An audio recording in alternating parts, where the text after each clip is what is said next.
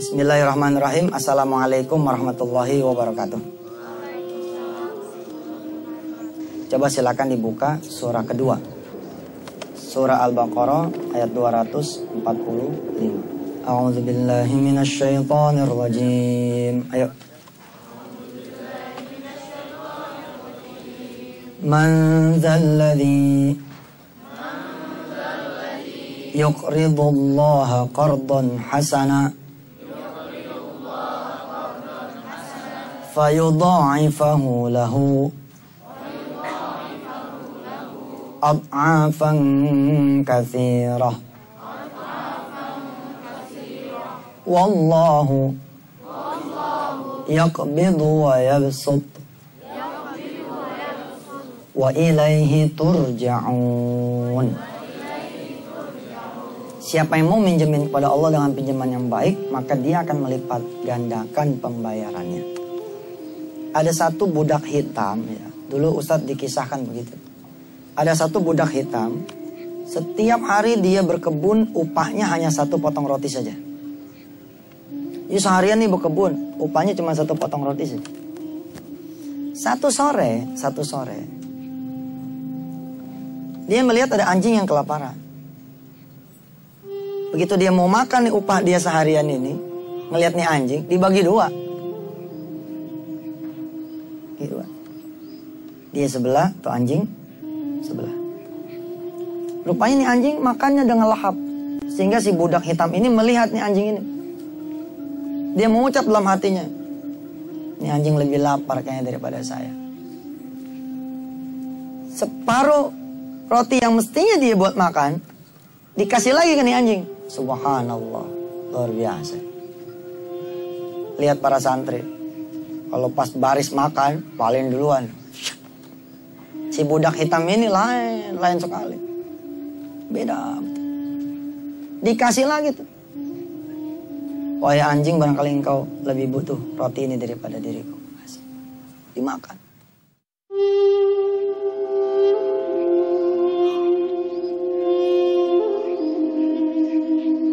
Wahai sahabatku, apakah tidak salah penglihatanku tadi? Ada apa ya Tuhan?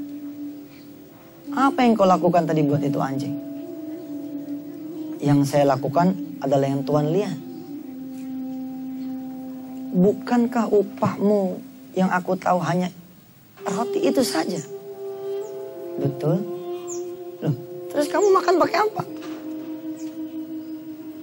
Allah yang memberikanku makan. Mudah-mudahan Allah mengganti dengan rasa kenyang tanpa perlu makan. Masya Allah.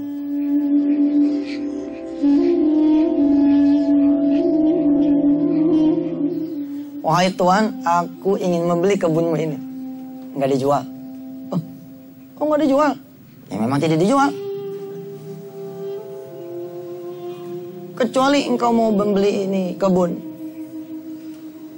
10 kali lipat harganya dari harga yang pasaran. Jadi kaget dia. Engkau mau membeli kebunku ini dengan harga 10 kali lipat lebih banyak? Iya. Kalau gitu aku tidak jual. Loh, tadi katanya 10 kali, sekarang kok nggak dijual? Ya, kecuali kamu beli beserta budak-budaknya. Aku bekerjakan di kebun ini. Baik, aku ambil. Nggak jadi lagi. Oh, kenapa nggak jadi? Kamu boleh membeli ke budakku, asal engkau juga membayar 10 kali lebih lipat daripada harga budak pasaran. Jadi, aku beli 10 kali lipat harga budakmu itu. Wah, subhanallah. Bingung nih, Yahudi ini bingung. Setelah selesai transaksi, dia nanya, ada apa sih? Apa istimewanya sih? Kebunku ini apa istimewanya? Perasaan hasilnya biasa-biasa saja. Di dalamnya ada hamba Allah yang saleh. Luar biasa. Diceritakanlah kisah itu kepada si Yahudi ini, yang membuat si Yahudi ini konon menurut guru-guru ustadz saat itu masuk Islam.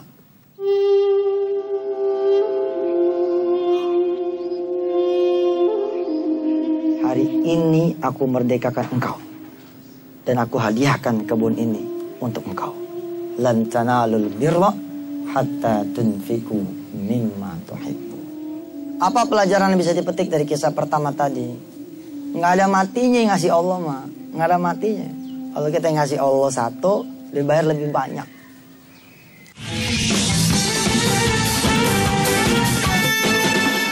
Nah, coba sekarang buka surah Al-An'am. Surah ke-6. Ayat 160. Ayo.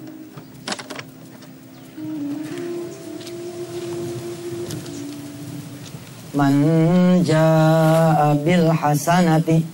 Ayo. Falahu asyru amthaliha. Siapa yang ngasih satu dibayar sama Allah berapa? 10 kali lipat. 10 dikurang 1 berapa? Bukan 9. 10 dikurang 1 berapa? 19. Kok 19? Kan 1 yang diberikan dipulangin 10 kali lipat.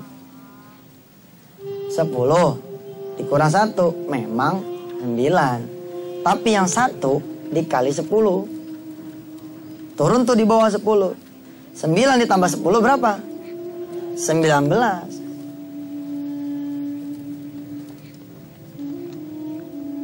Kalau berhenti cuma sampai di 9, itulah matematika dunia. Tapi kalau matematika akhirat, 19. Namanya aja matematika akhirat, matematika masa depan. Kalau 10 dikurang 2? 28. 10 dikurang 3? 37.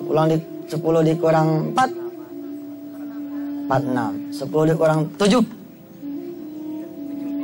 73. 10 dikurang 9? 91. 10 dikurang 10? 100. Santri punya tabungan gak sekarang? Banyak. Coba jajal. Sore ini ambil tuh tabungan. Sedekahin. Insya Allah tuh habis tuh tabungan. 0. Tapi nanti Allah ganti 10 kali lipatnya. Orang-orang yang tidak senang akan mikir begini. Masa segampang itu? Lo memang nyatanya gampang. Ya, itu buktinya. Ngasih dapat. Man dzalladzi yuqridullaha qardan hasana fayudha'ifahu lahu ad'afan katsirah wallahu yaqbidu wa yabsut wa ilaihi turja'un. Masya Allah, dilipat gandakan oleh Allah Subhanahu wa ta'ala. Insya Allah, Allah kalau sudah berkenan membalas, ya seperti itu. Dari mana janji Allah? Kan tadi ayatnya cuma 10 kali. Lah, ayat yang satu ini malah lebih biasa lagi kita dengar. Yaitu dikali 700 kali lipat. Masya Allah.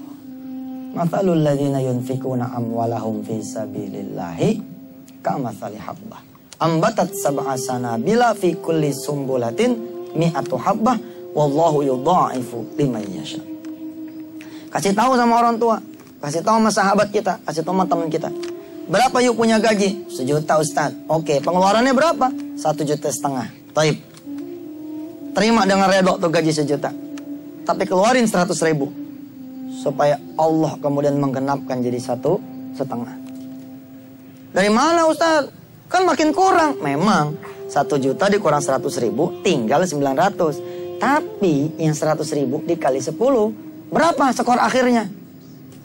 1.900.000.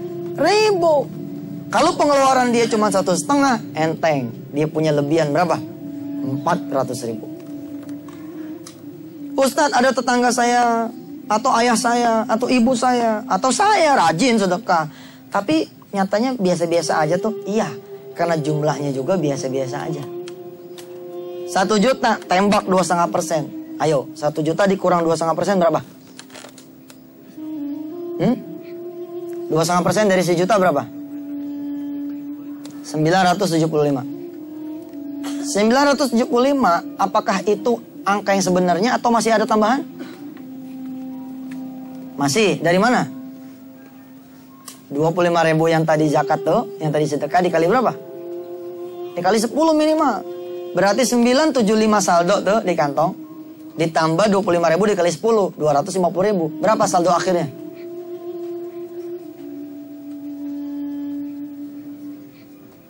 ...975 tambah 250. 1.225.000. 1.225.000. Tapi pengeluarannya 1,5. Kurang nggak? Kurang. Kurang berapa? 275. Kenapa masih kurang? Karena sedekahnya juga kurang. Gitu. Kalau sedekahnya cukup, insya Allah akan memenuhi kebutuhan kita. Tapi kalau sedekahnya kurang, mohon maaf. Ya memang sedekahnya kurang, mau diapain lagi? Kalau kata guru ustadz ya dulu, sedekah kita yang cuma 2,5% itu insya Allah cukup. Kalau apa? Kalau kita ada qobliyah ba'diyahnya, ada sholat duhanya, sholat tahajudnya, sholat witirnya. Jadi yang 250 itu dari sedekah, sisanya kekurangan 275 dari ibadahnya yang lain.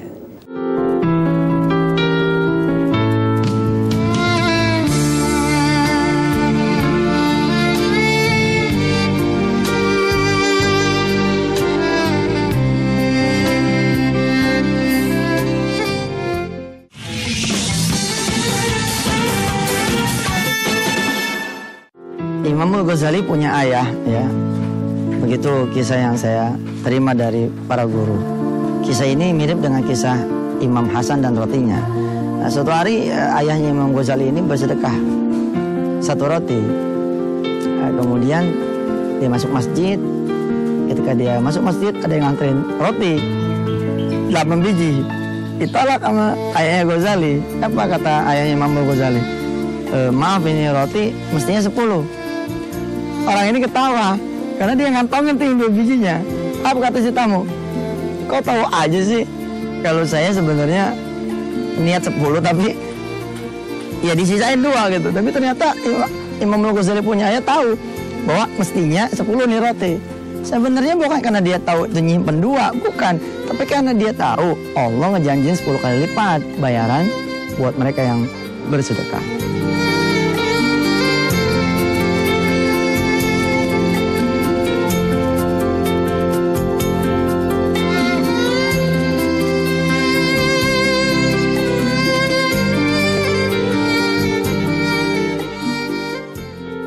Masih ingat kisah tentang Imam Hasan dan roti? Dan itu kan ada pembantunya tuh, ada khadimnya kan. Nah, pada satu saat Imam Hasan menyuruh si pembantunya ini menghadiahkan 10 butir telur ya kepada kerabatnya, kepada tetangganya. Dia bagikanlah nih 10 butir telur. Begitu 10 butir telur dibagikan, sesuai dengan keyakinan Imam Hasan dan keyakinan kita bahwa Allah Maha menepati janjinya, bahwa siapapun yang bersedekah kepada Allah tidak akan Allah kecewakan, Allah akan ganti 10 kali lipat lebih banyak. Datanglah nih 1 keranjang telur yang sudah dihitung sama Imam Hasan, ternyata jumlahnya 90. Dipanggil nih pembantunya. Tadi bukankah saya menyuruh kamu memberi 10 butir telur? Betul ya Imam? Terus kenapa ini yang datang 90 butir telur, harusnya kan 100? Si pembantu tertawa, dia bilang minta redonya Imam. Yang 1 itu saya makan karena saya pikir ada busuk. Subhanallah, sampai kayak gitu coba. Terus ada pemirsa yang bertanya, barangkali ada jemaah yang bertanya, wah ya mas sampai segitunya sih? Kan pembantu yang makan juga itu kan sedekah. Bukan, kalau si pembantu itu makan, kewajiban si majikan dong. Kenapa sampai dia kasih, kan mestinya begitu. Subhanallah. Persoalan ya, yakin dan tidak yakin itu urusan Anda. Tapi kalau saya sih yakin betul. Innallaha la yukhliful mi'ad. Allah emang gak pernah membohongi, dia punya janji.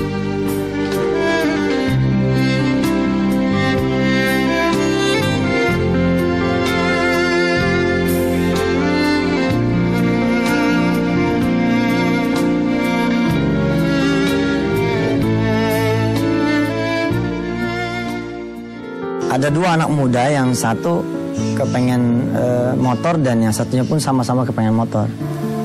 Tapi dua-duanya menempuh cara yang berbeda. Yang satu dia nabung dari dia punya gaji 100.000 per bulan. Dia ngincer apa? Dia ngincer DP supaya dia bisa ngumpulin 1 juta. Kalau sudah ngumpul 1 juta, dia mau bawa ke leasing, kemudian bisa dia ambil dia punya motor baru dan dia pakailah motor itu. Dapatkan dia motor, tapi jadi masalah dia kemudian kredit. Nah sementara si pemuda B, dia taruh keinginan motor itu di atas jadah, dia sholatin tuh duha. Kemudian dia tahu kalau ini motor harganya 10 juta, maka dia cukup bersedekah 1 juta karena Allah menjanjikan 10 kali lipat. Artinya nggak perlu sih sebenarnya kita keluar 10 juta, kita keluarin aja 1 juta. Kalau sedekah kita sudah mencapai 1 juta, maka hajat kita yang nilainya 10 juta rupiah itu insya Allah akan penuhi. Keyakinan anak muda ini, kalau tidak uang yang Allah kasih, maka Allah akan kasih motornya, kira-kira begitu. Dan ini terjadi. Banyak terjadi seperti ini, orang-orang yang kemudian memahami janji Allah itu tidak pernah meleset. Ya, dia beli daripada dia nabung buat DP toh. Nah kemudian dia sedekah 100. Nggak nyampe 10 bulan ya kan, hitungannya harusnya 10 bulan kan.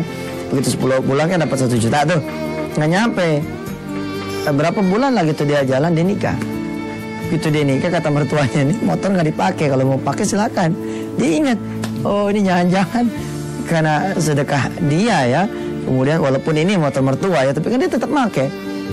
Motor leasing kan juga tetap pakai kan, tapi harus bayar. Kalau motor mertua kan enggak. Subhanallah.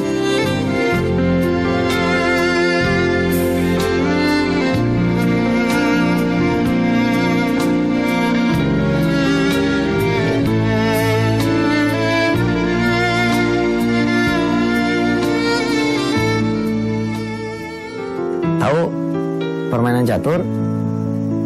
Bagaimana kuda berjalan di dalam permainan catur? Bukannya lurus kan, tapi L. Bagaimana peluncur berjalan? Bukan muter-muter kan, tapi miring. Bagaimana saya misalkan seorang raja, di samping kiri saya Perdana Menteri, kanan saya peluncur, lalu di depan saya berbaris pion yang belum berjalan 1 langkah pun. Apakah saya sebagai rajanya di dalam catur? Boleh gitu, melompati pion karena saya raja? Gak boleh. Karena permainan catur mengatakan kalau raja mau jalan, jalanin dulu dong pionnya, baru kemudian jalan raja. Lagian ngapain juga si raja jalan kan? Dia dalam keadaan yang belum terdesak dan belum perlu bergerak. Tapi itu peraturan catur berlaku kalau kita main caturnya berdua. Kalau kita main caturnya sendiri, bebas kan? Kuda kita mau bikin lompat-lompat dan dalam keadaan yang lurus jalannya. Kemudian peluncur kita bikin muter-muter. Raja ribet betul nih, pion belum ada yang jalan, masa nungguin pion jalan padahal saya raja? Boleh dia lompat. Itu kalau kita main catur sendiri. Ketahuilah, Allah itu satu-satunya pemain di dunia ini. Fa'lam annahu la ilaha illallah. Ketahuilah tidak ada Tuhan selain Allah. Salah satu yang menikmati hidangan Allah, bahwa Allah lah yang mengatur ini adalah mereka yang percaya. Allah itu benar-benar bisa membantu. Ada satu hadis yang mengatakan bahwa kalau ingin dibebaskan kesulitan ya dari seorang mukmin itu, dalam manakala si mukmin itu mau membantu membebaskan kesulitan orang lain. Allah atur dah tuh nanti segala cara, segala upaya yang membuat orang ini kemudian menjadi terbebas dari kesulitannya. Ada seorang yang memiliki hutang ya 100 juta rupiah, dia datang ke seorang mualim, ke seorang ajengan, ke seorang kiai. Lalu oleh si kiai ini diminta untuk sedekah. Hari itu tidak ada duit kecuali 100.000 rupiah, dan 100.000 rupiah itulah yang dia sedekahkan kepada sang kiai. Pulang dari situ tanpa dinyana dia ketabrak. Ketabrak sama siapa? Ketabrak sama pengusaha yang apa istilahnya ya, usahanya itu sama dengan dia. Cuma bedanya si pengusaha yang nabrak itu masih jaya, dia udah game over. Subhanallah, kejadian itu yang membuat utangnya jadi lunas. Karena di kemudian hari si pengusaha ini ya kemudian men-switch ya, menukar. Dia bayarin utang si fulan ini dengan si fulan ini memberikan marketnya kepada dia. Lihat, hebat betul cara Allah mengatur. Kok bisa gitu loh? Dari sekian ribu atau sekian banyak kendaraan, kenapa orang ini yang nabrak? Itulah, kalau Allah sudah berkehendak, maka kehendaknya bakal terjadi. Nah tinggal kita dah. Nah kita ya kadang-kadang kita nggak mau sih diatur oleh Allah. Allah mengatakan ya sudah sedekah, tapi kita nggak mau sedekah. Kita bangun malam, kita nggak mau bangun malam. ada mahabbah orang tua, ada duha, ada sholat hajat, ada baca Quran, tinggal mau. Jadi sudah, Allah tidak menurunkan pertolongannya kecuali memang apa saja yang sudah digariskan untuk manusia itu sendiri. Insya Allah, mudah-mudahan kita berkenan mengundang pertolongan Allah lewat jalan-jalan yang memang dikehendaki oleh